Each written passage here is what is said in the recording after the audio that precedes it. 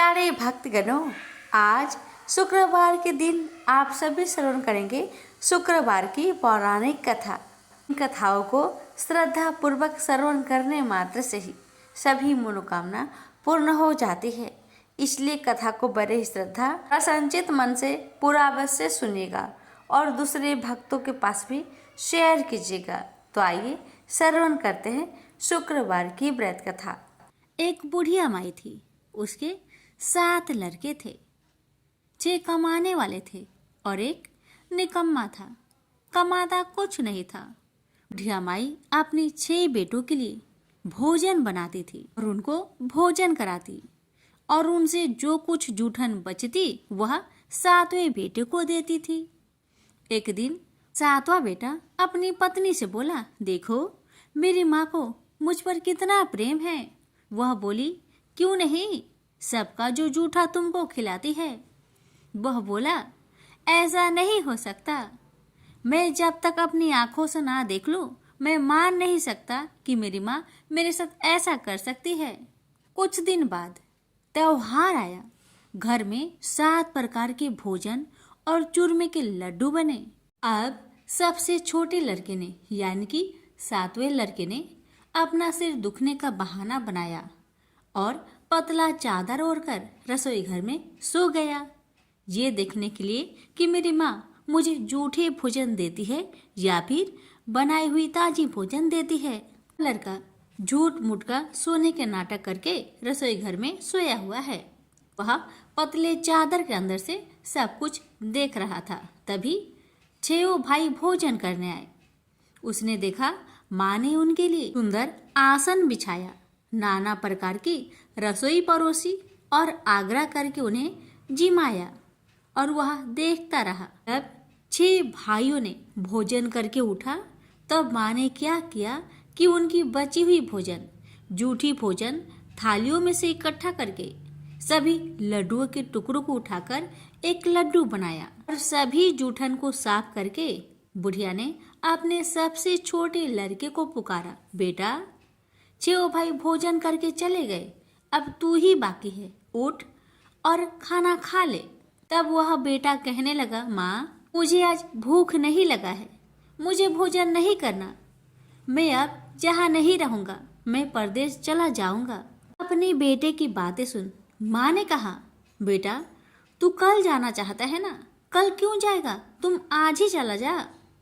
तब बेटा बोला, हाँ माँ मैं आज ही चला जा रहा हूँ। यह कहकर वह घर से निकल गया। चलते समय पत्नी की याद आई। वह गौशाला में उपले थाप रही थी। वहां जाकर वह बोला, हम जावे परदेश, आवेंगे कुछ काल, तुम रहियो संतोष से, धर्म अपनो पाल। पत्नी बोली, जाओ पिया आनंद से, हमरो सोच हटाए, राम भरोसे हम रहे, ईश्वर तुम्हें सहाय।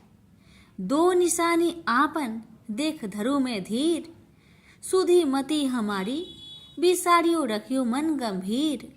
पति बोला, मेरे पास तो कुछ नहीं, यह अंगूठी है, सुले और अपनी कुछ निशानी मुझे भी दे। पत्नी बोली, मेरे पास क्या है, यह गोबर से भरा हाथ। यह कहकर पति की पीठ पर गोबर के हाथ की थाप मार दी। अब पति चल दिया। चलते चलते दूर देश पहुंचा। वहां एक साहूकार की दुकान थी। वहां जाकर कहने लगा, भाई मुझे नौकरी पर रख लो। साहूकार को जरूरत थी तो वह बोला, रह जाओ। लड़के ने पूछा, तनख्वाह क्या दोगे? तो साहूकार ने कहा, तुम्हारा काम देखकर तब हम दाम देंगे। साहूकार की नौकरी मिली। वह सुबह 7 बजे से 10 बजे तक नौकरी करने लगा। कुछ दिनों में दुकान का सारा लेन देन, हिसाब किताब, ग्राहकों को माल बेचना, सारा काम करने लगा। साहूकार के 7-8 नौकर थे। वे सब चक्कर खाने लगे, यह तो बहुत होशियार बन गया है। सेठ ने भी काम देखा और 3 महीने में ही उसे आधे मुनाफे का हिस्सेदार बना लिया। वह कुछ वर्ष में ही नामी सेठ बन गया और मालिक सारा कारोबार उस पर छोड़कर चला गया। इधर पति की अनुपस्थिति में उसकी पत्नी को सास ससुर दुख देने लगे। सारी गृहस्थी का काम करा के उसे लकड़ी लेने जंगल में भेजते हैं।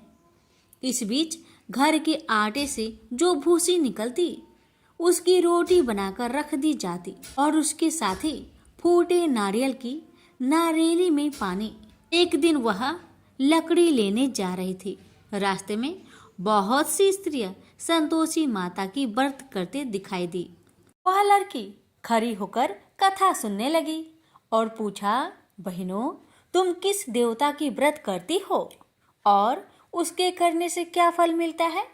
यदि तुम इस व्रत का विधान मुझे समझाकर कहोगी तो मैं तुम्हारा बड़ा एहसान मानूंगी। तब उनमें से एक स्त्री बोली, सुनो बहन, यह संतोषी माता का व्रत है। इसके करने से निर्धनता दरिद्रता का नाश होता है और जो कुछ मन में कामना हो सब संतोषी माता की कृपा से पूरी होती है। तब उसने उससे व्रत की विधि पूछी। वह भक्तिनी स्त्री बोली, 1.25 आने का गुड़ चना लेना, इच्छा हो तो 5.25 आने का लेना या फिर 1.25 रुपए का भी सहूलियत के अनुसार लाना। बिना परेशानी और श्रद्धा व प्रेम से जितना भी बन पड़े 1.25 लेना। प्रत्येक शुक्रवार को निराहार रहकर कथा सुनना। इसके बीच कर्म टूटे नहीं, लगातार नियम पालन करते रहना। सुनने वाला कोई ना मिले तो घी का दीपक जला उसके आगे या जल के पात्र के सामने रखकर कथा कहना। जब कार्य सिद्ध ना हो नियम का पालन करना और कार्य सिद्ध हो जाने पर व्रत का उद्यापन करना। 3 मास में माता फल पूरा करती है।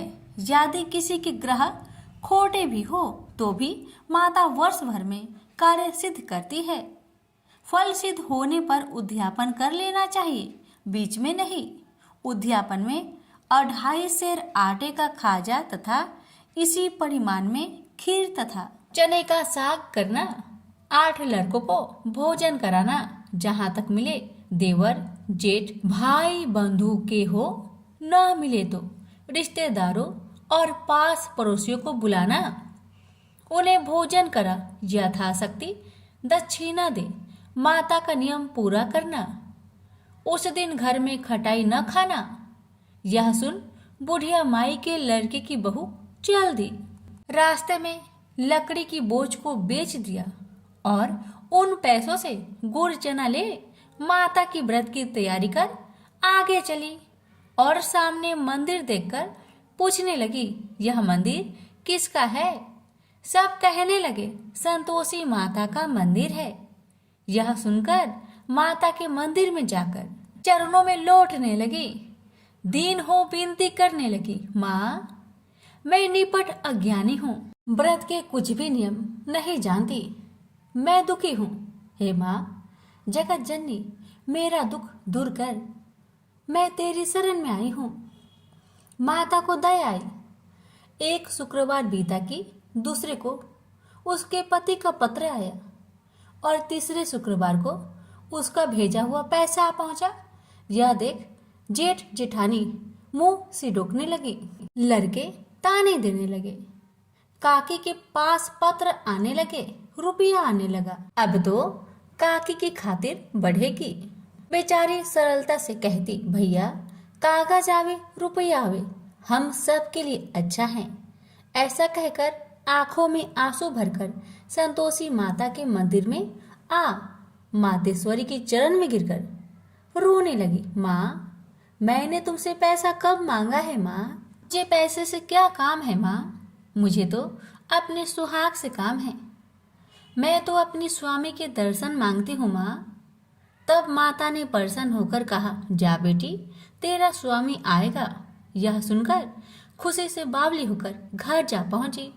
अपना काम काज करने लगी। अब संतोषी माँ विचार करने लगी, इस भोली पुत्री को मैंने कह तो दिया कि तेरा पति आएगा, लेकिन कैसे? वह तो इसे सपने में भी याद नहीं करता। उसे याद दिलाने को मुझे ही जाना पड़ेगा। इस तरह माता जी उस बुढ़िया के बेटे के पास जा सपना में प्रकट हो कहने लगी, साहूकार, कि बेटे तुम सो रहा है या जागता है। वह कहने लगा, माता मैं सोता भी नहीं जागता भी नहीं, कहो क्या आज्ञा है। माता कहने लगी, तेरे घर बार कुछ है कि नहीं। वह बोला, मेरे पास सब कुछ है माँ, माँ बाप है, पत्नी है, क्या कमी है माँ। माँ बोली, भोले पुत्र तेरी पत्नी घोर कष्ट उठा रही है, तेरे माँ बाप उसे परेशान कर रहे हैं, वह तेरे लिए तरस रही है, तू उसकी सुधि ले।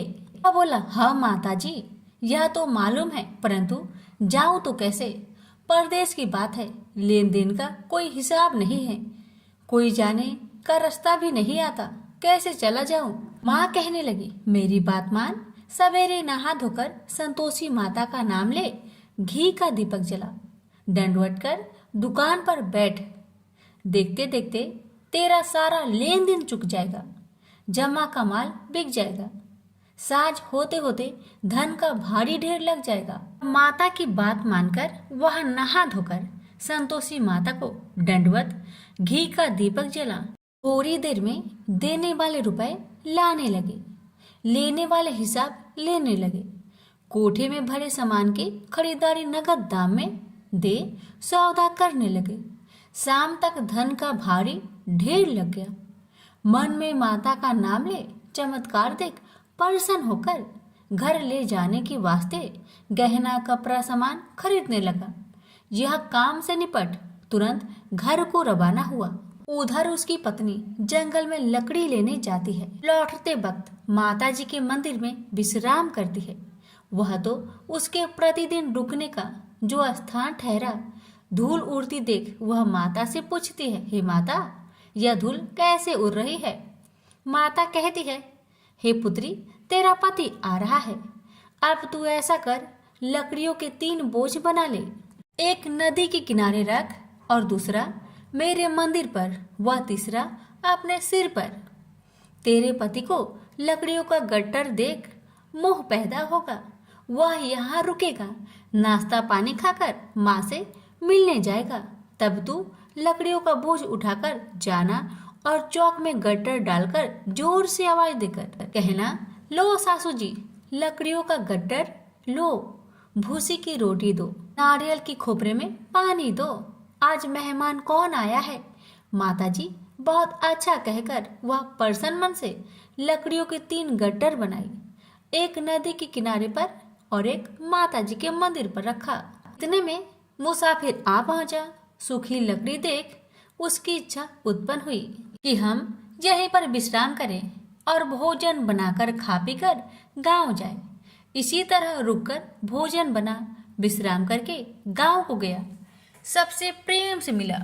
उसी समय सिर पर लकड़ी का गट्टर लिए वह उतावली सी आती है, लकड़ियों का भारी बोझ आंगन में डालकर जोर से 3 आवाज देती है, लो सासू जी लकड़ियों का गट्टर लो, भूसी की रोटी दो, आज मेहमान कौन आया है। यह सुनकर उसकी सास बाहर आकर अपने दिए हुए कष्टों को भुलाने हेतु कहती है, बहू ऐसा क्यों कहती है, तेरा मालिक ही तो आया है, आ बैठ, मीठा भात खा, भोजन कर, कपड़े पहन, गहने पहन।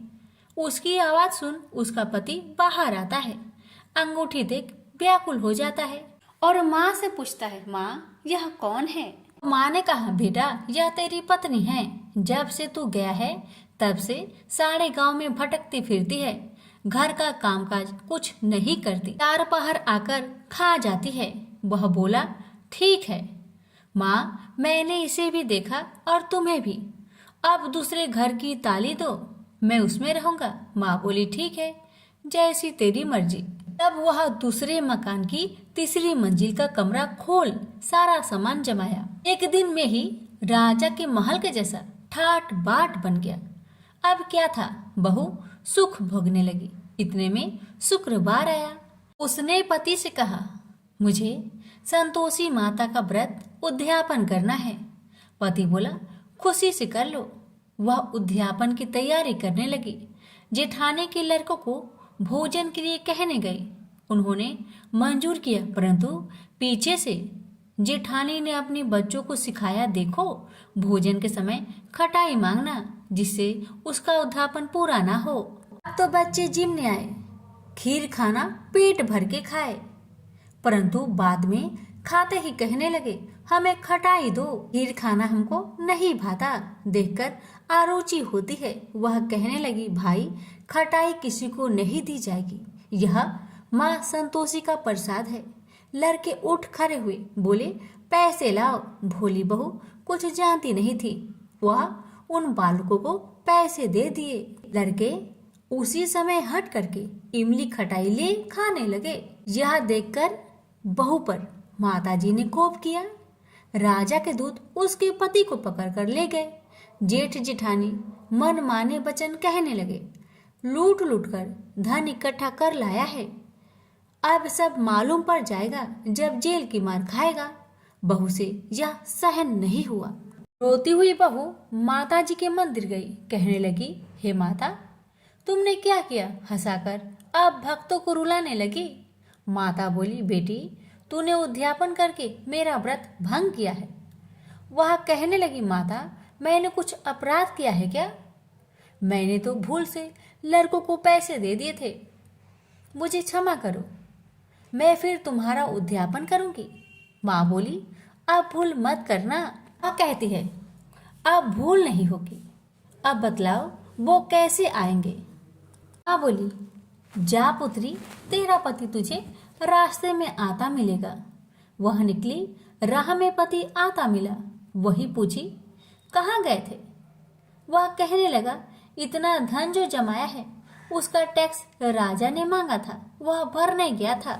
वह प्रसन्न हो बोली, भला हुआ, अब घर को चलो। कुछ दिन बाद फिर शुक्रवार आया। फिर वह बोली, मुझे माता का उद्यापन करना है।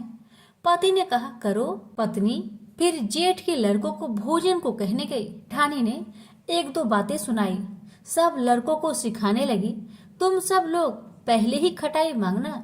लड़के भोजन से पहले कहने लगे, हमें खीर नहीं खाना, हमारा जी बिगड़ता है, कुछ खटाई खाने को दो। वह बोली, खटाई किसी को नहीं मिलेगा, आना हो तो आओ। वह ब्राह्मण के लड़के को लाकर भोजन कराने लगी। यथाशक्ति दक्षिणा की जगह एक एक फल उन्हें दिया। संतोषी माता प्रसन्न हुई। माता की कृपा होते ही 9वें मास में उसके चंद्रमा के समान सुंदर पुत्र प्राप्त हुआ। पुत्र को पाकर प्रतिदिन माताजी के मंदिर में जाने लगी। माँ ने सोचा, यह रोज आती है, आज क्यों न आए, इसके घर चलो। यह विचार कर माता ने भयानक रूप बनाया। गुड़ चने से सना मुख, ऊपर सूर्य के समान होठ, उस पर मक्खियां भीन भीन कर रही थी। दहली पर पैर रखते ही उसकी सास चिल्लाई, देखो रे देखो, कोई चुड़ैल डाकिन चली आ रही है, लड़कों इसे भगाओ नहीं तो किसी को खा जाएगी। लड़के भागने लगे, चिल्लाकर खिड़की बंद करने लगे। बहू रोशनदान में देख रही थी, प्रसन्नता से पगली बन चिल्लाने लगी, आज मेरी माँ मेरे घर आई है, आज मेरी माता मेरे घर आई है। वह बच्चों को दूध पीने से हटाती थी। इतने में सास का क्रोध फट पड़ा। वह बोली, क्यों उतावली हुई है, बच्चे को पटक दिया। इतने में माँ के प्रताप से लड़के ही लड़के नजर आने लगे। वह बोली, माँ जिसका मैं व्रत करती हूँ, यह वही संतोषी माता है। सबने माता जी के चरण पकड़ लिए और विनती कर कहने लगे, हे माता, हम मूर्ख हैं, अज्ञानी हैं, तुम्हारे व्रत की विधि हम नहीं जानते, व्रत भंग कर हमने बड़ा अपराध किया है। जग माता, आप हमारा अपराध क्षमा करो। इस प्रकार माता प्रसन्न हुई। बहू को प्रसन्न हो जैसा फल दिया, वैसा माता सबको दे। जो पढ़े उसका मनोरथ पूर्ण हो, जो सुने उसका भी मनोरथ पूर्ण हो। प्रेम से बोलिए संतोषी माता की जय। वैभव लक्ष्मी व्रत कथा। लाखों की जनसंख्या को अपने में समेटे कुशीनगर एक महानगर था। जैसे कि अन्य महानगरों की जीवनचर्या होती है, वैसा ही कुछ यहाँ भी था। यानी बुराई अधिक, अच्छाई कम, पाप अधिक, पुण्य कम। इसी कुशीनगर में हरिवंश नामक एक सद्गृहस्थ अपनी पत्नी दामिनी के साथ सुखी संपन्न जीवन गुजार रहा था। दोनों ही बड़े नेक और संतोषी स्वभाव के थे। धार्मिक कार्य अनुष्ठानों में उनकी अपार श्रद्धा थी। दुनियादारी से उनका कोई विशेष लेना देना नहीं था। अपने में ही मगन गृहस्थ की गाड़ी खींचे चले जा रहे थे दोनों। किसी ने ठीक ही कहा है, संकट और अतिथि की आने के लिए कोई समय निर्धारित नहीं होता। कुछ ऐसा ही हुआ दामिनी के साथ। जब उसका पति हरिवंश न जाने कैसे बुरे लोगों की संगत में फंस गया और घर गृहस्थी से उनका मन उचट गया। देर रात शराब पीकर घर आना और गाली गलौज तथा मारपीट करना उसका नित्य का नियम सा बन गया था। जुए, राटे, रेस तथा वैश्यागमन जैसे बुरे कर्म भी कुसंगति के बदौलत उसके पल्ले पड़ गए।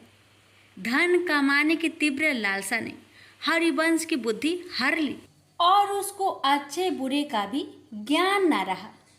घर में जो कुछ भी था सब उसके दुर्व्यसनों की भेंट चढ़ गया। जो लोग पहले उसका सम्मान करते थे अब उसे देखते ही रास्ता बदलने लगे। भूखमरी की हालत में भिखमंगों के समान उनकी स्थिति हो गई। लेकिन दामिनी बेहद संयमी और आस्थावान तथा संस्कारी स्त्री थी। ईश्वर पर उसे अटल विश्वास था। वह जानती थी कि यह सब कर्मों का फल है। दुख के बाद सुख तो एक दिन आना ही है। अचानक एक दिन दोपहर के समय द्वार पे हुई दस्तक की आवाज सुनकर दामिनी की तंद्रा भंग हुई। अतिथि सत्कार के भय मात्र से उसकी अंतर आत्मा कांप उठी, क्योंकि घर में अन्न का एक दाना भी नहीं था जो अतिथि की सेवा में अर्पित किया जा सकता। फिर भी संस्कारों की ऐसी प्रबलता थी कि उसका मन अतिथि सत्कार को उद्धत हो उठा। उसने उठकर द्वार खोला, देखा सामने एक दिव्य पुरुष खड़ा था। बड़े बड़े घुंघराले श्वेत केश, चेहरे को ढके हुए लहराती दाढ़ी, गेरुए वस्त्रों का आवरण पहने उसके चेहरे से तेज टपक पड़ रहा था। आंखों मानो अमृत सी वर्षा कर रही थी। उस दिव्य पुरुष को देखकर दामिनी को अपार शांति का अनुभव हुआ और वह उसे देखते ही समझ गई कि आगत वास्तव में कोई पहुंचा हुआ सिद्ध महात्मा है। उसके मन में अतिथि के प्रति गहन श्रद्धा के भाव उमड़ पड़े और वह उसे सम्मान सहित घर के भीतर ले गई। दामिनी ने जब उसे फाटे हुए आसन पर बैठाया तो वह मारे लज्जा के जमीन में गिर सी गई। उधर वह संत पुरुष दामिनी की ओर एकटक निहारे जा रहा था।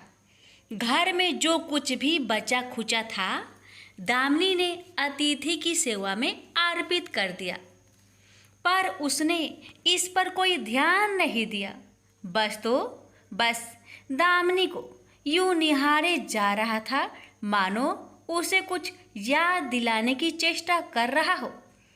जब काफी देर तक दामिनी कुछ न बोली तो उसने कहा, बेटी मुझे पहचाना नहीं क्या? उसका यह प्रश्न सुनकर दामिनी जैसे सोते से जागी और अत्यंत संकुचाते हुए मधुर स्वर में बोली, महाराज मेरी धृष्टता को क्षमा करें। जो आप जैसे दिव्य पुरुष को मैं पहचान कर भी नहीं पहचान पा रही हूँ। पारिवारिक कष्टों ने तो जैसे मेरी सोचने समझने की शक्ति ही छीन ली है। लेकिन यह निश्चित है कि संकट की इस घड़ी में मुझे आप जैसे साधु पुरुष का ही सहारा है। तभी जैसे दामिनी को कुछ याद हो आया, वह उस साधु के चरणों में गिरकर बोल उठी, अब मैं आपको पहचान गई हूँ महाराज। स्नेहा रूपी अमृत की वर्षा करने वाले अपने शुभ चिंतक को कोई कैसे भूल सकता है भला। वास्तव में वह साधु मंदिर की राह के मध्य में बनी अपनी कुटिया के बाहर बट वृक्ष के नीचे बैठ साधना किया करता था और मंदिर आने जाने वाले सभी श्रद्धालु से प्रणाम करके स्वयं को कृतार्थ अनुभव करते थे। दामिनी भी उन्हीं में से एक थी। जब पिछले काफी दिनों से उसने उसे मंदिर की ओर आते जाते नहीं देखा तो उसकी कुशल क्षेम जानने के लिए पूछताछ करते हुए उसके घर की ओर आ निकला था। दामिनी अभी अपनी सोचों में ही डूबी हुई थी कि साधु महाराज ने मौन भंग किया। क्या कारण है पुत्री, तू आजकल मंदिर आती जाती दिखाई नहीं पड़ती। तुझे जो भी कष्ट है मुझे बता, शायद मैं तेरी कुछ सहायता कर सकूं। व्यक्ति दुखों के बोझ तले दबा हो तो ऐसे में सहानुभूति की दो बोल ही काफ़ी होते हैं। दामिनी भी खुद पर संयम नहीं रख पाई और बिलख कर रोने लगी। तभी वह साधु वात्सल्यपूर्ण स्वर में बोला, मन छोटा करने से समस्या हल नहीं होगी। सुख दुख तो एक गाड़ी की दो पहियों के समान है, इनका आना जाना तो जिंदगी भर लगा ही रहता है। अपना दुख किसी को बता देने से मन हल्का हो जाता है। कुछ देर चुप रहने के बाद दामिनी ने बोलना शुरू किया, महाराज, सर्व सुखों से भरपूर था मेरा घर। कण कण में खुशियों का नित्य होता था। पति भी नेक और ईमानदार थे। सदा जीवन उच्च विचार की आधारशिला पर टिकी थी। हमारी गृहस्थी रुपए पैसे की भी कोई कमी नहीं थी। सुबह शाम घर में ईश्वर वंदना होती थी। लेकिन अचानक न जाने किसकी नज़र लग गई, हमारा भाग्य हमसे रूठ गया। मेरे पति कुछ संगति में फंसकर अपना सब कुछ गवा बैठे। अब तो ऐसा लगता है जैसे साया भी साथ छोड़कर जाने को तैयार बैठा है। भिखारियों से भी बदतर स्थिति हो गई है हमारी। दामिनी की करुण व्यथा सुनकर साधु का हृदय हाहाकार कर उठा। वह द्रवित स्वर में बोल उठा, बेटी, कर्म का लिखा तो भोगना ही पड़ता है। तुम्हारे कष्टों का भी कर्मों से नाता है। लेकिन तुम चिंता ना करो, सब कुछ पहले जैसा हो जाएगा। दुख के बाद ही सुख आता है। दुख सहे बिना सुख की सच्ची अनुभूति हो ही नहीं सकती। तो माँ लक्ष्मी के प्रति श्रद्धा जारी रखो। सबका उद्धार करने वाली प्रेम का छलकता सागर है माँ लक्ष्मी। अपने भक्तों पर सदैव उनकी कृपा दृष्टि रहती है। तुम संपूर्ण आस्था के साथ माँ वैभव लक्ष्मी का व्रत करना शुरू करो। तुम्हारी साधना अवश्य रंग लाएगी। दामिनी एक संस्कारी स्त्री थी। धर्म कर्म में उसकी अगाध आस्था थी। माँ वैभव लक्ष्मी के व्रत की बात सुनकर उसका चेहरा दमक उठा। बोली, महाराज, यदि इस व्रत को करने से मेरे परिवार पर आई विपदा टल सकती है तो मैं इसे जरूर करूँगी। आप मुझे बताएं कि इस व्रत को कब और कैसे किया जाता है। साधु महाराज दामिनी की भक्ति भावना देखकर प्रसन्न होकर बोले, बेटी, सारे जगत का कल्याण करने वाली माँ वैभव लक्ष्मी के व्रत की विधि में जन कल्याण तुम्हें बता रहा हूँ।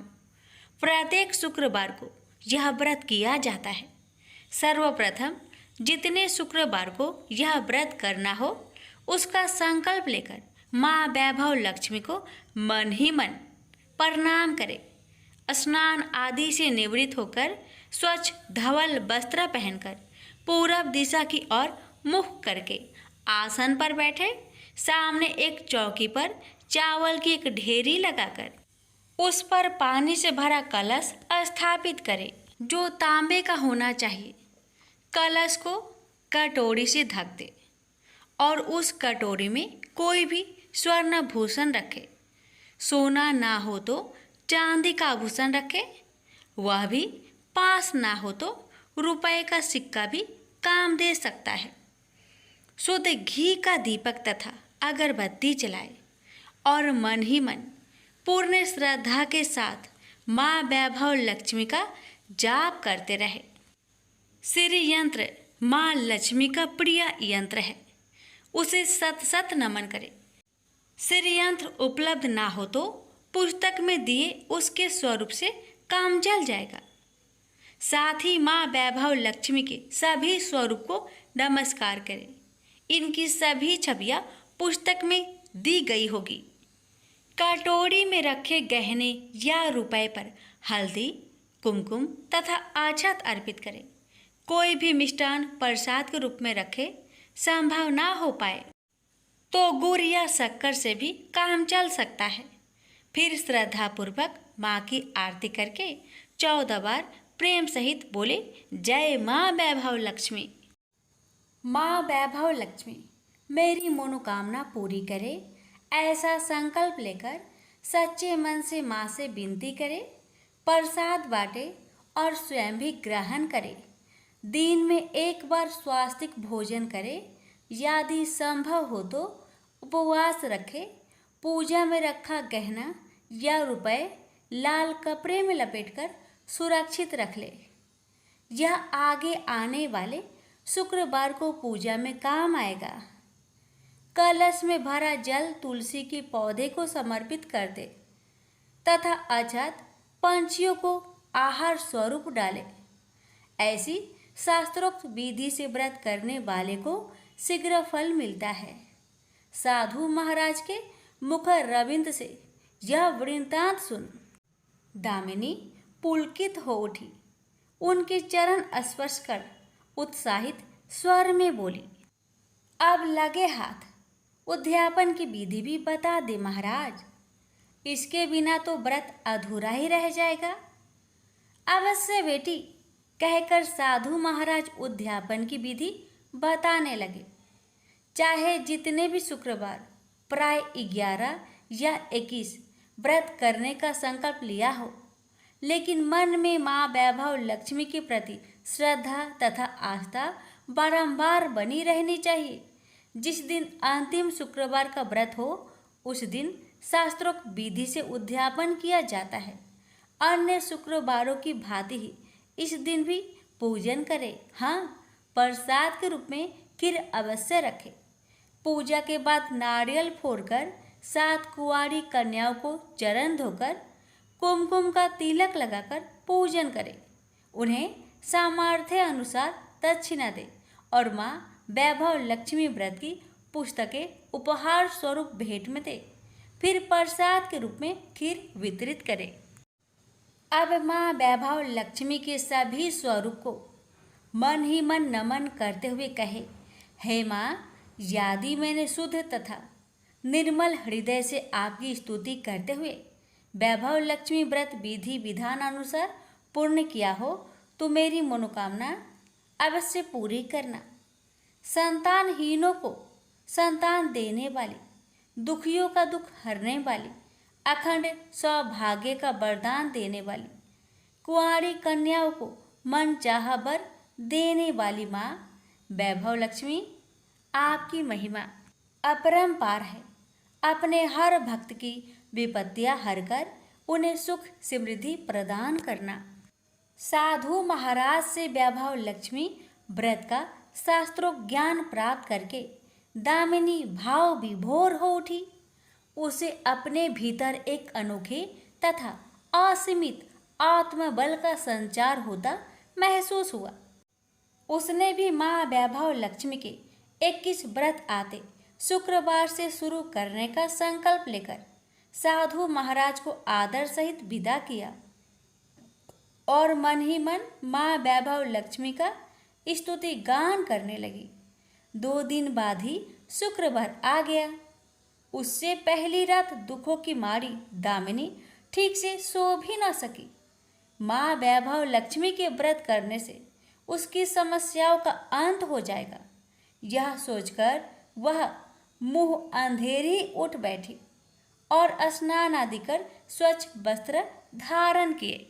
आसन पर पूर्व दिशा की ओर मुंह करके दामिनी ने अपने सम्मुख रखी चौकी पर चावल की छोटी सी ढेरी बनाकर उस पर तांबे का कलश रखा। लेकिन जब स्वर्ण भूषण रखने की बात आई तो धर्म संकट में पड़ गई।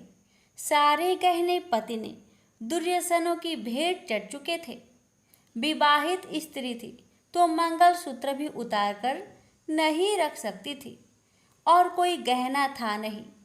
तभी उसे उन नन्ही पायलों का स्मरण हो आया जो उसने अपनी आने वाली संतान के लिए बनवाकर रख छोड़ी थी और पति की निगाहों से उन्हें बचाकर रखा था। उसने झटपट वह पायलें निकाली और गंगा जल से धोकर उन्हें शुद्ध करके कलश पर रखी कटोरी में डाल दिया। डिब्बे की तली में से बची खुची शक्कर निकालकर उसे प्रसाद के रूप में रखा और विधि अनुसार व्रत किया। सर्वप्रथम उसने अपने पति को प्रसाद दिया। आने वाला पूरा सप्ताह बड़े ही हंसी खुशी से बीता। बात बात पर झल्ला उठने वाला उसका पति अपेक्षाकृत शांत तथा संयत रहा। कोई मारपीट तथा कलेश घर में नहीं हुआ। इसे दामिनी ने माँ वैभव लक्ष्मी का चमत्कार समझा और मन ही मन उन्हें प्रणाम किया। माँ वैभव लक्ष्मी के प्रति उसकी आस्था और भी बलवती हो गई। इसी प्रकार शास्त्रोक्त विधि से दामिनी ने 20 शुक्रवार के व्रत पूरे कर लिए। इस बीच कई परिवर्तन हुए थे। उसका पति कुसंगति छोड़कर सीधी राह पर आ गया था और उसका कामकाज भी जमने लगा था। घर में यदि किसी चीज की बहुतायत नहीं थी तो कमी भी नहीं रह गई थी। यह सब माँ वैभव लक्ष्मी के चमत्कार और दामिनी की आस्था तथा विश्वास का परिणाम था। 21वें शुक्रवार को व्रत का उद्यापन करना था। साधु महाराज के वचन अब भी मानो दामिनी के कानों में गूंज रहे थे। उनकी बताई विधि के अनुसार ही दामिनी ने शास्त्रोक्त विधि से उद्यापन किया। 7 कुंवारी कन्याओं को भोजन कराकर दक्षिणा दी। आसपास की सौभाग्यवती स्त्रियों में प्रसाद तथा माँ वैभव लक्ष्मी व्रत कथा की पुस्तकें वितरित की। माँ वैभव लक्ष्मी के हर स्वरूप को प्रणाम किया और कहा, आपकी महिमा निराली है माँ। आपने मेरे सारे दुख हर लिए, मेरी सभी मनोकामनाएं पूर्ण कर दी। मेरा उजड़ा घर फिर से बस गया। मेरा यह नया जीवन आप ही की देन है माँ। मैं आजीवन आपकी पूजा अर्चना करूंगी और दूसरों को भी आपकी महिमा से अवगत कराकर वैभव लक्ष्मी के व्रत रखने के लिए प्रेरित करूंगी। बोलो जय माँ वैभव लक्ष्मी, आपकी सदा ही जय हो। वीडियो को लाइक शेयर करना ना भूले। धन्यवाद। लक्ष्मी माता की कहानी। एक बार लक्ष्मी जी ने मनोहर रूप यानी बहुत ही अद्भुत रूप धारण करके गायों के एक झुंड में प्रवेश कर लिया और उनके इस सुंदर रूप को देखकर गायों ने पूछा कि देवी आप कौन हैं और कहाँ से आई हैं। गायों ने ये भी कहा कि आप पृथ्वी की अनुपम सुंदरी लग रही हो। तब गायों ने एकदम से कहा कि सच सच बताओ, आखिर तुम कौन हो और तुम्हें कहाँ जाना है। तब लक्ष्मी जी ने विनम्रता से गायों से कहा कि तुम्हारा कल्याण हो। असल में मैं इस जगत में अर्थात संसार में लक्ष्मी के नाम से प्रसिद्ध हूँ और सारा जगत मेरी कामना करता है, मुझे ही पाना चाहता है। मैंने दैत्यों को छोड़ दिया था और इसलिए वे सदा के लिए नष्ट हो गए। इतने ही नहीं, मेरे आश्रय में रहने के कारण इंद्र, सूर्य, चंद्रमा, विष्णु, वरुण तथा अग्नि आदि सभी देवता सदा के लिए आनंद भोग रहे हैं। इसके बाद माँ लक्ष्मी ने कहा कि जिनके शरीर में मैं प्रवेश नहीं करती वे सदैव नष्ट हो जाते हैं और अब मैं तुम्हारे शरीर में ही निवास करना चाहती हूँ। लेकिन इसके बाद भी कथा अभी खत्म नहीं हुई, क्योंकि गायों ने अब तक माँ लक्ष्मी को अपनाया नहीं था। गाय ने क्यों किया माँ लक्ष्मी का त्याग? देवी लक्ष्मी की इन बातों को सुनने के बाद गायों ने कहा कि तुम बड़ी चंचल हो, इसलिए कभी कहीं नहीं ठहरती। इसके अलावा तुम्हारा बहुतों के साथ भी एक सा ही संबंध है, इसलिए हमें तुम्हारी इच्छा नहीं है। तुम्हारी जहाँ भी इच्छा हो तुम चली जाओ। तुमने हमसे बात की, इतने में ही हम अपने आप को तुम्हारी कृतार्थ यानी तुम्हारी आभारी मानती हैं। गायों के ऐसा कहने पर लक्ष्मी ने कहा कि ये तुम क्या कह रही हो? मैं दुर्लभ और सती हूँ, अर्थात मुझे पाना आसान नहीं, पर फिर भी तुम मुझे स्वीकार नहीं कर रही। आखिर इसका कारण क्या है? यहाँ तक कि देवता, दानव, मनुष्य आदि सब कठोर तपस्या करके मेरी सेवा का सौभाग्य प्राप्त करते हैं, अतः तुम भी मुझे स्वीकार करो। वैसे भी इस संसार में ऐसा कोई नहीं जो मेरा अपमान करता हो। ये सब सुनकर गायों ने कहा कि हम तुम्हारा अपमान या अनादर नहीं कर रहे, केवल तुम्हारा त्याग कर रहे हैं, और वह सिर्फ इसलिए क्योंकि तुम्हारा मन बहुत चंचल है। तुम कहीं भी जमकर नहीं रहती, अर्थात एक स्थान पर नहीं रुक सकती, इसलिए अब बातचीत करने से कोई लाभ नहीं। तो तुम जहाँ जाना चाहती हो जा सकती हो। इस तरह से गायों ने माँ लक्ष्मी का त्याग कर दिया, क्योंकि गायों को मालूम था कि लक्ष्मी कभी किसी के पास नहीं रहती, बल्कि पूरे संसार में घूमती रहती है। पर फिर भी माँ लक्ष्मी ने हार नहीं मानी और इतना सब होने के बाद भी वार्तालाप जारी रखी। अब आखिर में माँ लक्ष्मी ने कहा, गायों, तुम दूसरे को आदर देने वाली हो, और यदि तुमने ही मुझे त्याग दिया तो सारे जगत में मेरा अनादर होने लगेगा। इसलिए तुम मुझ पर भी अपनी कृपा करो। मैं तुमसे केवल सम्मान चाहती हूँ। तुम लोग सदा सबका कल्याण करने वाली पवित्र और सौभाग्यवती हो, तो मुझे भी बस आज्ञा दो कि मैं तुम्हारे शरीर के किस भाग में निवास करूं। इसके बाद गाय ने भी अपना मन बदल लिया और गायों ने कहा, हे यशस्विनी, हमें तुम्हारा सम्मान अवश्य ही करना चाहिए, इसलिए तुम हमारे गोबर और मूत्र में निवास करो, क्योंकि हमारी ये दोनों वस्तुएं ही परम पवित्र है। तब माँ लक्ष्मी ने कहा, धन्यवाद और धन्य भाग मेरे, जो तुम लोगों ने मुझ पर अनुग्रह किया, यानी मेरे प्रति इतना कृपा दिखाई। मैं अवश्य ऐसा ही करूंगी। मैं सदैव तुम्हारे गोबर और मूत्र में ही निवास करूंगी। सुखदायिनी गायों, अर्थात सुख देने वाली गायों, तुमने मेरा मान रख लिया, अतः तुम्हारा भी कल्याण हो। बस यही वचन है कि गाय की इन दोनों वस्तुओं को लक्ष्मी का ही रूप समझा जाता है। प्रेम से बोलिए लक्ष्मी माता की जय। अन्नपूर्णा माता की व्रत कथा। एक समय की बात है, काशी निवासी धनंजय की पत्नी का नाम सुलक्षणा था। उसे अन्य सब सुख प्राप्त थे, केवल निर्धनता ही उसके दुख का एकमात्र कारण थी। यह दुख उसे हर समय सताता रहता था। एक दिन सुलक्षणा पति से बोली, स्वामी, आप कुछ उद्यम करो तो काम चले। इस प्रकार कब तक काम चलेगा? सुलक्षणा की बात धनंजय के मन में बैठ गई और वह उसी दिन विश्वनाथ शंकर जी को प्रसन्न करने के लिए बैठ गया और कहने लगा, हे देवाधिदेव विश्वेश्वर, मुझे पूजा पाठ कुछ नहीं आता है, केवल आपके भरोसे बैठा हूँ। इतनी विनती करके वह 2-3 दिन भूखा प्यासा बैठा रहा।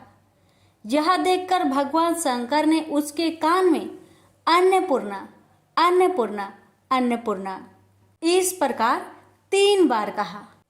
यह कौन क्या कह गया? इसी सोच में धनंजय पड़ गया। कि मंदिर से आते ब्राह्मणों को देखकर पूछने लगा, पंडित जी, अन्नपूर्णा कौन है? ब्राह्मणों ने कहा, तू अन्न छोड़कर बैठा है, सो तुझे अन्न की बात सूझती है, जा घर जाकर अन्न ग्रहण कर। धनंजय घर गया, स्त्री से सारी बात कही।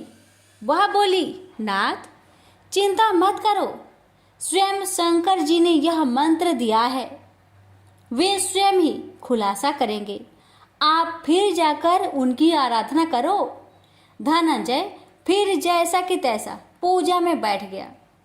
रात्रि में शंकर जी ने आज्ञा दी और कहा, तू पूर्व दिशा में चला जा, वहां अन्नपूर्णा का नाम जपता जाता और रास्ते में फल खाता, झरनों का पानी पीता जाता।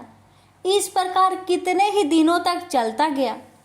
वहां उसे चांदी सी चमकती वन की शोभा देखने में आई। सुंदर सरोवर देखने में या उनके किनारे कितनी ही अप्सराएं झुंड बनाए बैठी थी। एक कथा सुनाती और सब मिलकर माँ अन्नपूर्णा इस प्रकार बार बार कहती थी। जहाँ अगहन मास की उजेली रात्रि थी और आज से ही व्रत का प्रारंभ था। जिस शब्द की खोज करने वह निकला था वह उसे वहां सुनने को मिला। धनंजय ने उसके पास जाकर पूछा, हे देवियों, आप यहाँ क्या करती हो? उन सब ने कहा, हम माँ अन्नपूर्णा का व्रत करती हैं। धनंजय ने पूछा, व्रत पूजा करने से क्या होता है? यह किसी ने किया भी है? इसे कब किया जाए? कैसा व्रत है और कैसी विधि है? मुझसे भी विस्तार से बताओ। वे कहने लगी, इस व्रत को सब कोई कर सकते हैं। 21 दिन तक के लिए 21 गांठ का सूत लेना चाहिए। 21 दिन यानी न बने तो एक दिन उपवास करे, या भी ना बने तो केवल कथा सुनकर प्रसाद ले। निराहार रहकर कथा कहे, कथा सुनने वाला कोई न मिले तो पीपल के पत्तों को रख, सोपारी या घृत कुमारी वृक्ष को सामने कर, दीपक को साक्षी कर, सूर्य, गाय, तुलसी या महादेव को बिना कथा सुनाए मुख में दाना न डाले। यदि भूल से कुछ पड़ जाए तो एक दिवस फिर उपवास करे। व्रत के दिन क्रोध न करे और झूठ ना बोले। धनंजय बोला, इस व्रत के करने से क्या होगा? वे कहने लगी, इसके करने से अंधों को नेत्र मिले, लुल्लू को हाथ मिले, निर्धन के घर धन आए, बाझिन को संतान मिले, मूर्ख को विद्या आए। जो जिस कामना से व्रत करे माँ उसकी इच्छा पूरी करती है। वह कहने लगा, बहनों, मेरे पास भी धन नहीं है, विद्या नहीं है, कुछ भी तो नहीं है। मैं तो दुखिया ब्राह्मण हूँ, मुझे इस व्रत का सूत दोगी? हाँ भाई, तेरा कल्याण हो, हम तुम्हें अवश्य देंगे। ले, इस व्रत का मंगल सूत्र ले। धनंजय ने व्रत किया। व्रत पूरा हुआ तभी सरोवर में से 21 खंड की स्वर्ण सीढ़ी हीरा मोती जड़ी हुई प्रकट हुई। धनंजय अन्नपूर्णा अन्नपूर्णा कहता जाता था।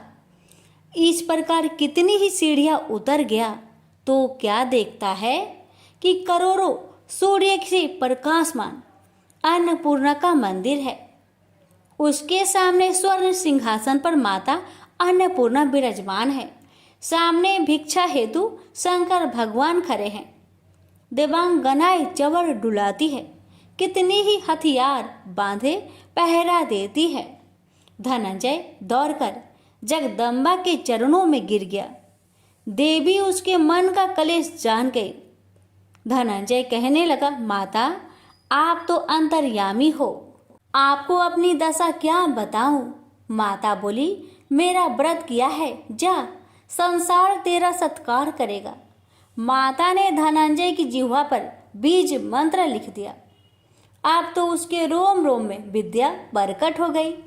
इतने में क्या देखता है कि वह काशी विश्वनाथ के मंदिर में खड़ा है। माँ का वरदान ले धनंजय घर आया। सुलक्षणा से सब बात कही।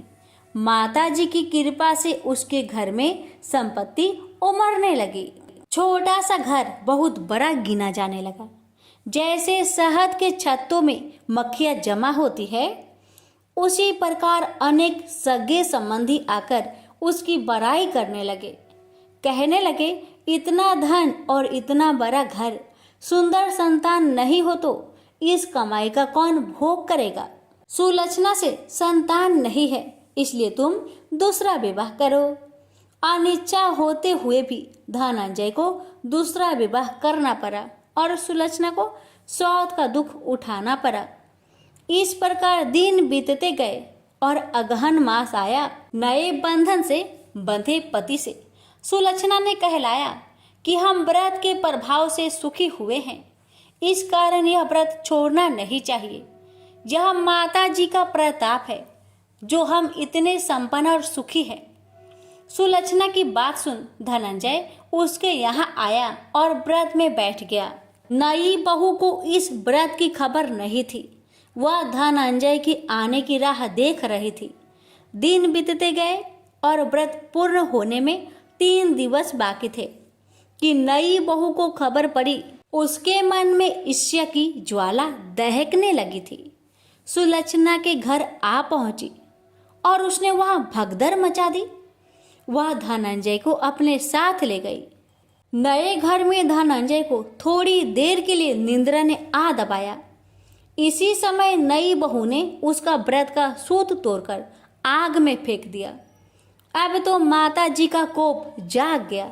घर में अकस्मात आग लग गई। सब कुछ जलकर खाक हो गया। सुलक्षणा जान गई और पति को फिर अपने घर ले आई। नई बहू रूठकर माता पिता के घर जा बैठी। पति को परमेश्वर मानने वाली सुलक्षणा बोली, नाथ घबराना नहीं, माता जी की कृपा अलौकिक है। पुत्र कुपुत्र हो जाता है पर माता कुमाता नहीं होती। अब आप श्रद्धा और भक्ति से आराधना शुरू करो, वे जरूर हमारा कल्याण करेगी। धनंजय फिर माता के पीछे पड़ गया। फिर वही सरोवर सीढ़ी प्रकट हुई। उसमें माँ अन्नपूर्णा कहकर वह उतर गया। वहां जा माता जी के चरणों में रुदन करने लगा। माता प्रसन्न होकर बोली, यह मेरी स्वर्ण की मूर्ति ले, उसकी पूजा करना, तू फिर सुखी हो जाएगा। जा, तुझे मेरा आशीर्वाद है। तेरी स्त्री सुलक्षणा ने श्रद्धा से मेरा व्रत किया है, उसे मैंने पुत्र दिया है। धनंजय ने आंखें खोली तो खुद को काशी विश्वनाथ के मंदिर में खड़ा पाया। वहां से फिर उसी प्रकार घर को आया। इधर सुलक्षणा के दिन चढ़े और महीने पूरे होते ही पुत्र का जन्म हुआ। गांव में आश्चर्य की लहर दौड़ गई। इस प्रकार उसी गांव के निसंतान सेठ के पुत्र होने पर उसने माता अन्नपूर्णा का मंदिर बनवा दिया।